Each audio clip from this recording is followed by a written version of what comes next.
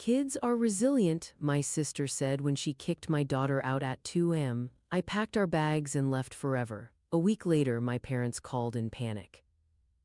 I never thought I'd find myself back where it all began, standing on the porch of my childhood home, knuckles hovering inches from the door. My daughter Olivia squeezed my hand, her innocent eyes looking up at me with trust I wasn't sure I deserved. My heart trembling, the moment stretched impossibly long. I knocked. The sound echoed through me like a funeral drum. Mom opened the door. She looked older, smaller somehow. The shock registered on her face for just a moment before it crumpled entirely. "Sarah," she whispered, tears welling instantly. "Oh my God, you came." She reached for me with trembling hands, hesitant as if I might disappear. When she pulled me into her embrace, something inside me fractured. The warmth I'd been denied for so long, the scent of her perfume unchanged after all these years. Dad appeared behind her, his eyes red-rimmed. "We thought we'd never see you again," he said, voice breaking. "We've regretted what happened every day since." That moment, the vulnerability in their faces, the way they looked at Olivia with wonder and shame intermingled. It reached past my defenses, touching a place inside me that still yearned for their approval. That was 6 months ago, the day I made the mistake of believing regret was the same as change. It happened 12 years ago, my senior year of high school. I'd been accepted to NYU, my dream school. The acceptance letter arrived on a Thursday. I remember running through the house, screaming with joy, waving that paper like it was a winning lottery ticket. In a way, it was. Mom hugged me. Dad nodded, that tight smile I'd come to recognize as his version of pride. They'd always been reserved with their affection. I understood that, or thought I did. "We'll figure out the money," Mom had said. "Your college fund should cover most of it." My college fund? The one they'd started when I was born, the one they reminded me of every time I wanted something expensive, the sacrifice they made to secure my future. 2 months later, my sister Rebecca announced her engagement to Todd. He was 10 years older, successful, the kind of son-in-law my parents had always wanted. The wedding was planned for June, an extravagant affair with 200 guests. I found out about my college fund over breakfast, a casual conversation, as if they were discussing the weather. "We're using your college fund for Rebecca's wedding," Dad said, not looking up from his newspaper. My spoon clattered against the bowl. "What? It's just a loan," Mom added quickly. "Rebecca will pay it back after the honeymoon." But the way Dad's jaw tightened told me everything. This wasn't a loan. This was a reallocation of resources to the daughter who'd always mattered more. I fought, I screamed, I cried. I reminded them of every promise they'd ever made. It didn't matter. "Family comes first," Dad said, "and this is what our family needs right now."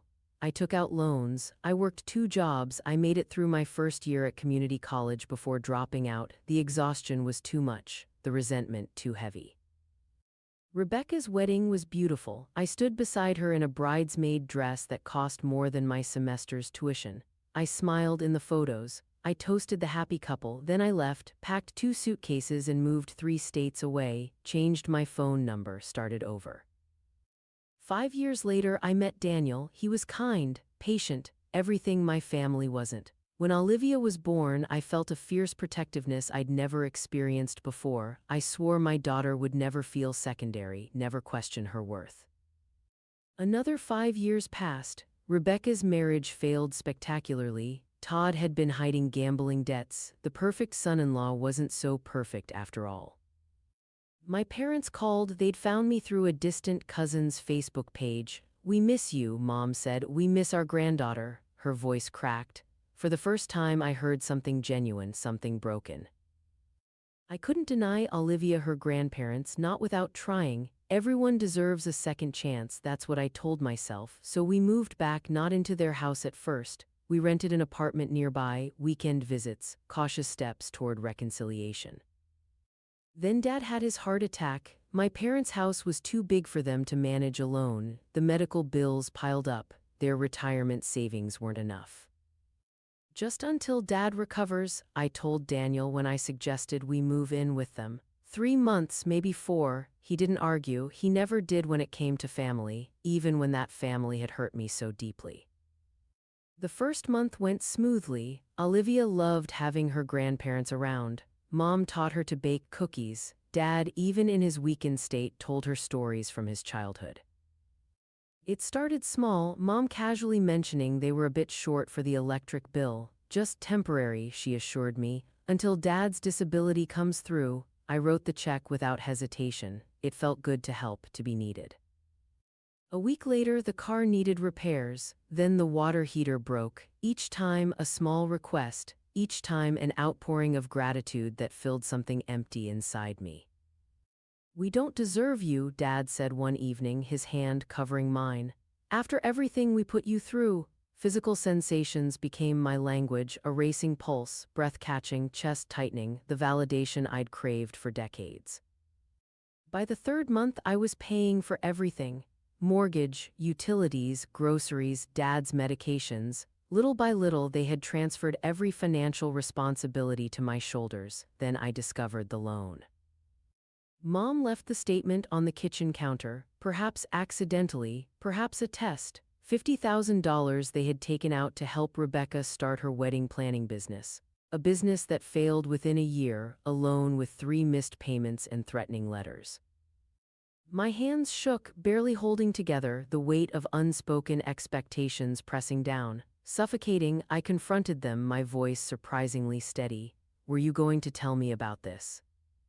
Mom's eyes filled with tears. "We were ashamed," she whispered. "We made another mistake, favoring her again. We didn't want you to think." Dad couldn't meet my gaze. "We understand if you can't help, you've already done so much."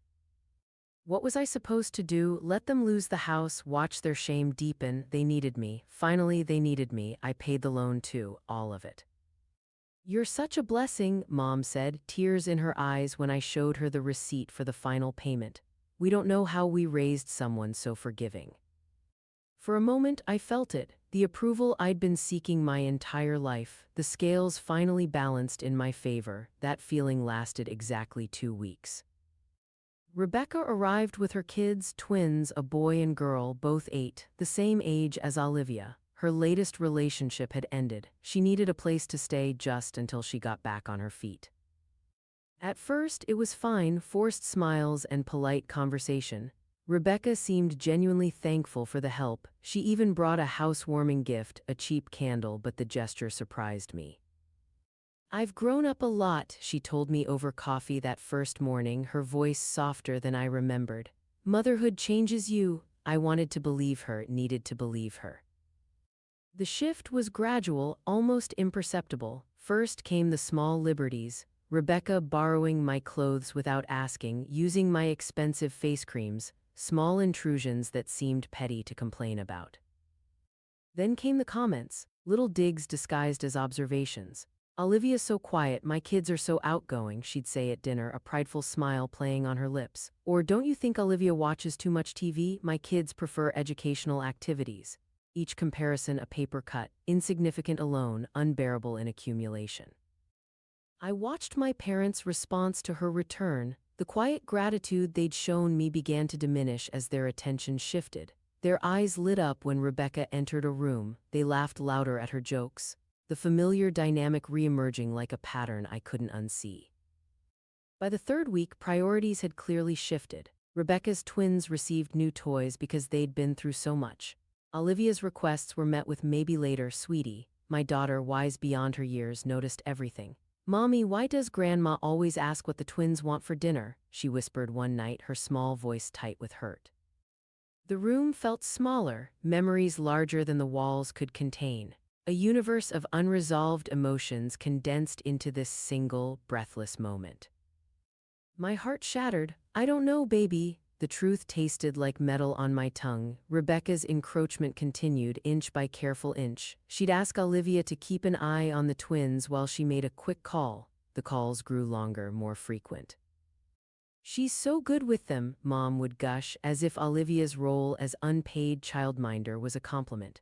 I'd catch my daughter reading to her cousins or helping them with games, her childhood slipping away as she took on responsibilities that weren't hers. "It's family helping family," Rebecca said dismissively when I mentioned it. "The kids love spending time together."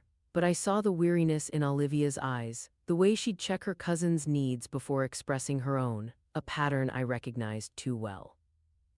I confronted her. Olivia is not your nanny. Rebecca rolled her eyes. Don't be so dramatic. Kids watch other kids all the time.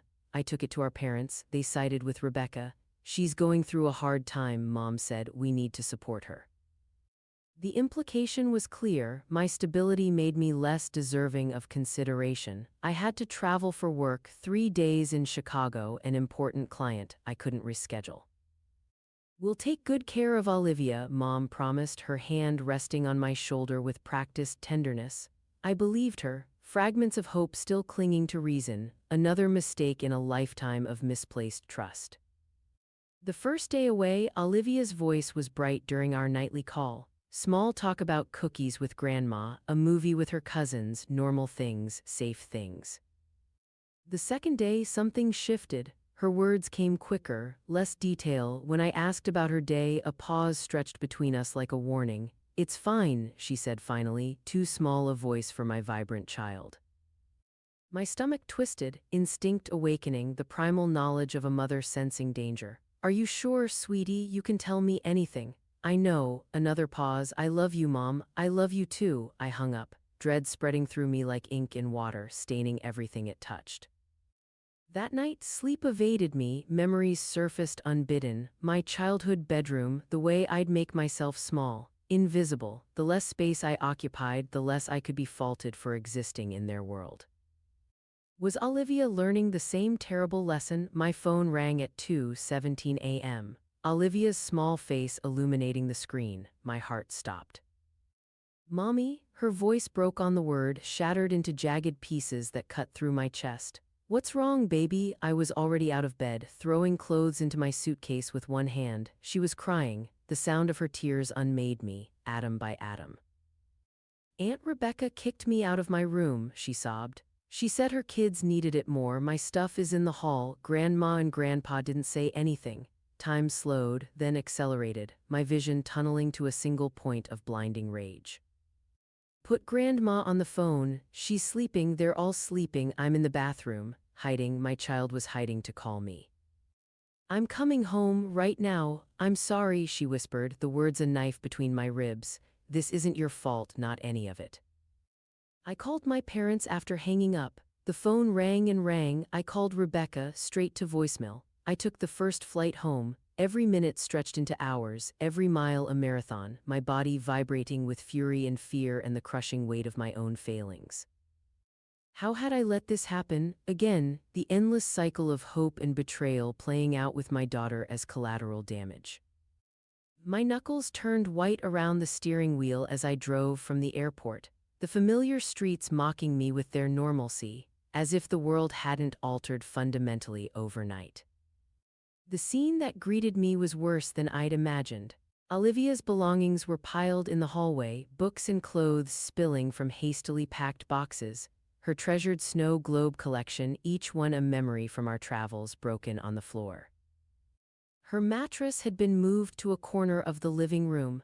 Rebecca's children were jumping on it, turning my daughter's bed into a trampoline, their laughter like acid in my ears.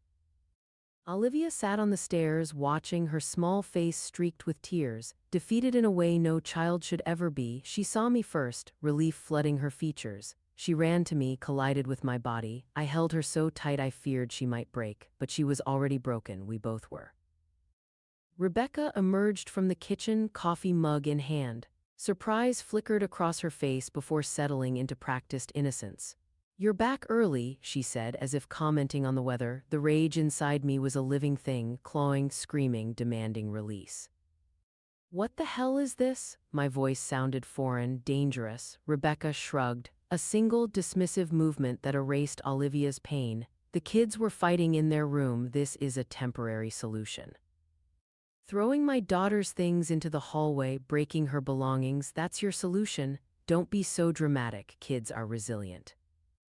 I exploded. Years of repressed rage burst out of me like a geyser, words I'd held back for a lifetime, truths too sharp to swallow any longer. Rebecca smirked. There's the ungrateful Sarah we all remember. My parents appeared from the kitchen. They looked annoyed. Not at Rebecca, at me, the disruption, the inconvenience of my anger. You're making a scene, Mom hissed, eyes darting to the neighbor's windows, always more concerned with appearances than feelings. You're damn right I am, I shot back. You let this happen again. You watched my child be displaced and did nothing. Dad stepped forward, his jaw set in that familiar way that had silenced me as a child. Your sister's children need stability right now. And my child doesn't? The question hung in the air, heavy with implication. Mom sighed, shoulders dropping in defeat or resignation. Maybe this living arrangement isn't working anymore. You and Olivia, you just don't seem to fit here. Just don't seem to fit. 5 words that confirmed what I'd always known but refused to accept. I would never be enough, and now my daughter was paying the price for my stubborn hope. My chest constricted, breathing became a conscious effort. You're right, I said finally. We don't fit here, we never did. I turned to Olivia, still clinging to my side. Pack what you can carry, sweetheart, we're leaving. Now, Mom's voice rose an octave, genuine surprise, as if she'd expected me to absorb this latest wound and carry on like always. Now, but the bills, Dad started, the mortgage. I laughed, a hollow sound that scared even me. That's what this is really about, isn't it? Not family, not love, not what's best for the children, just who's paying the bills. I packed our things that night. Methodical, mechanical, each item representing a failed attempt at belonging. Olivia worked silently beside me, 10 years old and already understanding too much about conditional love. Daniel met us at our old apartment, which thankfully we hadn't given up yet. His eyes widened at the sight of us, disheveled, tear-stained, carrying hastily packed bags at midnight.